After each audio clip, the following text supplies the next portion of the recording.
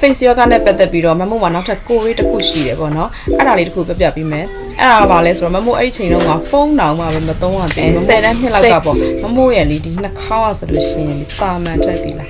ပြားတယ်တည်လားပြားတဲ့ခါကျတော့မမို့အဲ့နှာခမ်းအောက်နှာခေါင်းကိုပေါ့နော်အဲ့လိုမျိုးမကြိုက်ဘူးမကြိုက်တဲ့ခါကျတော့လေကိုကလေဟို face yoga တွေအဲ့ချိန်မှာလည်းဘာမှမတည်သေးဘူးဖုန်းတောင်မှမကန်ရသေးဘူးကဘာမှမတည်ဘူးဒါပေမဲ့မမို့ဘယ်လိုလုပ်ခဲ့လဲဆိုတော့လေဒီလိုမျိုးအမြဲ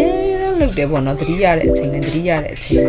ဒါပေမဲ့မမို့ဟိုဗီဒီယိုလေးပေါ့ပြီးခဲ့တဲ့ခေါက်ကအခုဒီဗီဒီယိုလေးပေါ့နော်အဲ့ဒီဗီဒီယိုလေးကြည့်လိုက်တဲ့အခါမှာအော်ငါ့ရဲ့နှာယိုလေးတောင်မှပဲအရင်လုံးမပြားတော့ဘူးနည်းနည်းလေးတော့ပေါ့နော်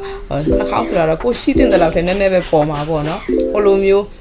ဟိုကလာရီလိုမျိုးနှာခေါင်းကအရင်ချွန်ချွန်ကြီးတော့ဘယ်ဖြစ်မလဲပြောပြတာလေ face yoga ဆိုတာလေအရန်ကိုထိရောက်တယ်လို့ face yoga ကိုလုံးဝရှော့မတွက်နဲ့သိလားအဲ့တုန်းကတော့ကိုက